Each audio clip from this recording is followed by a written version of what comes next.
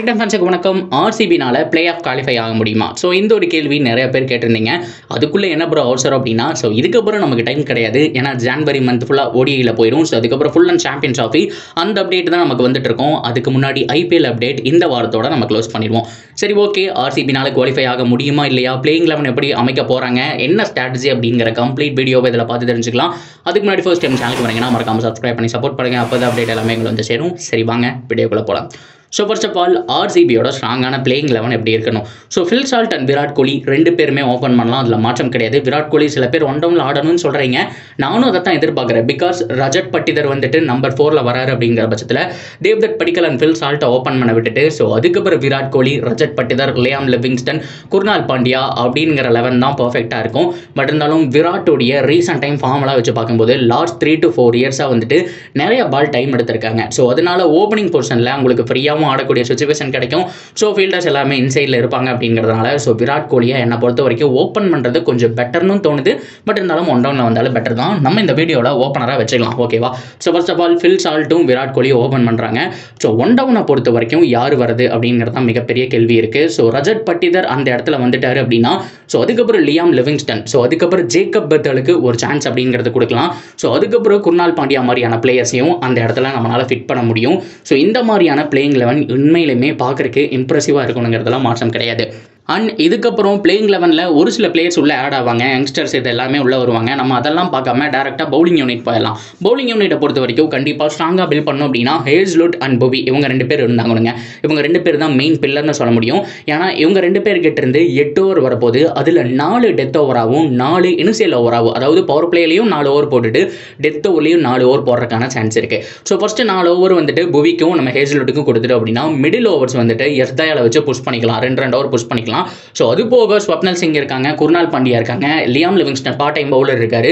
So Jacob Bethell கூட அப்பப்போ நம்ம போட விடலாம். ஸோ இந்த மாதிரி ஏகப்பட்ட ஆப்ஷன்ஸ் இருக்குது. ஸோ இருந்தாலும் ஃபாஸ்ட் பவுலர்ஸ் இருந்தாலுமே இந்த பிளேயிங் 11ஓட போகிறது பெஸ்ட் அப்படிங்கிற மாதிரி தோணுது. ஸோ 3 பவுலர்ஸ் பொறுத்த வரைக்கும் கண்டிப்பாக இருக்கணும் அப்படின்னா ஒன்று ஹேஸ்லுட், ஸோ அதுக்கப்புறம் வந்துட்டு நம்ம சொன்ன மாதிரி புவி. ஸோ ஃபைனலாக நம்ம ரொம்ப ப்ரிப்பேர் பண்ணி ஒருத்தரை கொண்டு போயிருக்கோம் அப்படின்னா ஸோ இது வேற யாருமே கிடையாது, எஸ் தயால். ஸோ அவரை தான் வந்துட்டு ரீடைன் பண்ணி வச்சிருக்காங்க, ஆடி ஆகணும். இதில் ஹேஸ்லுட்டுக்கு மட்டும் இன்ஜுரி அப்படிங்கிற பட்சத்தில் ஸோ கண்டிப்பாக நுவான் துஷாரா இல்லைனா லுங்கி எங்கடியை உள்ளே கொண்டு வரலாம். ஸோ 4 ஃபாரினர்ஸ் யாராக இருக்கக்கூடும் அப்படின்னா Phil Salt and Liam Livingstone கண்டிப்பாக ஆன் டாப், மாற்றமே கிடையாது. ஸோ பவுலிங் பொறுத்த வரைக்கும் ஹேஸ்லுட் இருக்க போகிறாரு. ஸோ இதில் ரொம்ப முக்கியமாக ஜேக்கப் பெத்தல் இல்லைனா டிம் டேவிட். ரீசன்ட் டைமில் டிம் டேவிட் பிரிச்சுட்டு இருக்காருங்க. ஸோ அவரை பற்றி நம்ம பார்ப்போம். சிங்கப்பூர் மாமா வந்துட்டு கலக்கிட்டு இருக்காரு. ஸோ அவருடைய ரீசன்ட் டைம் ஃபார்மையும் வச்சு பார்க்கும்போது ஆர்சிபி என்ன பண்ண போகிறாங்க அப்படிங்கிற விஷயம் தான் ரொம்ப மைண்டில் ஓடிட்டே இருக்குது. ஸோ பொறுத்திருந்து பார்ப்போம். சரி, ஓகே, பிளேயிங் 11ல் எப்படியோ மேக் பண்ணிட்டாங்க. ஆர்சிபினால பிளே ஆஃப் குவாலிஃபை ஆக முடியுமான்னு கேட்டால் ஸோ கண்டிப்பாக இந்த தடவையும் நான் சான்ஸ் இருக்குது அப்படின்னு தான் சொல்லுவேன். ஏன்னா போன தடவை இருந்ததை விட டபுள் மடங்கு இந்த டீம் பெட்டராக இருக்கிறத நான் பார்க்க முடியுது. ஏன்னா போன தடவை மேக்ஸ்வெல் ஃபார்மில் கிடையாது. ஸோ இருக்கக்கூடிய ஆளை வச்சு தான் மேனேஜ் பண்ணாங்க.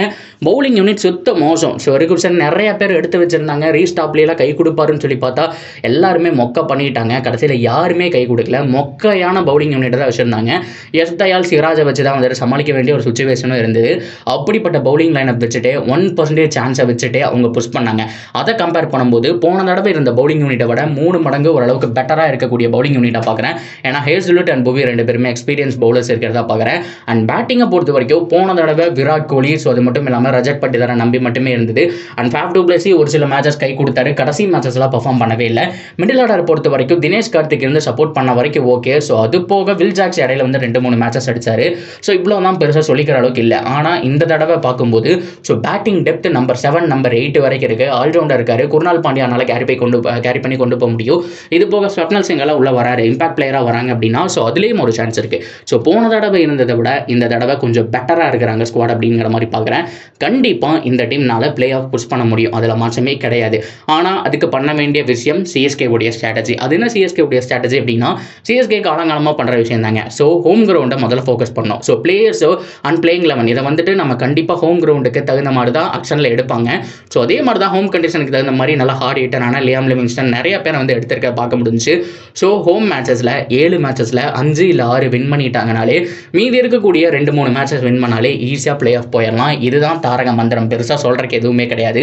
ஸோ அப்படி பண்ணும்போது ஹோம் மேட்சஸ் ஆர்சிபி வின் பண்ணிட்டாங்க அப்படின்னா 100% கண்டிப்பாக அவங்களால பிளே ஆஃப் புஷ் பண்ணி போக முடியும். ஸோ இதே ஃபார்மை கண்டினியூ பண்ணால் ஸோ ஃபைனலும் புஷ் பண்ணலாம். ஸோ கோப்பை அடிக்கிறாங்களா இல்லை ஈசாலா கப் நகியா என்ன அப்படிங்கிறத பொறுத்திருந்து பார்ப்போம். ஸோ இதே மாதிரி சிஎஸ்கே மற்ற டீம்ஸுடைய 11 ப்ரெடிக்ஷனும் வந்துட்டு இருக்கு. At the same time top 4 team யாரெல்லாம் உள்ள போக போகிறாங்க அப்படிங்கிற ப்ரெடிக்ஷனும் வந்துட்டு இருக்கு.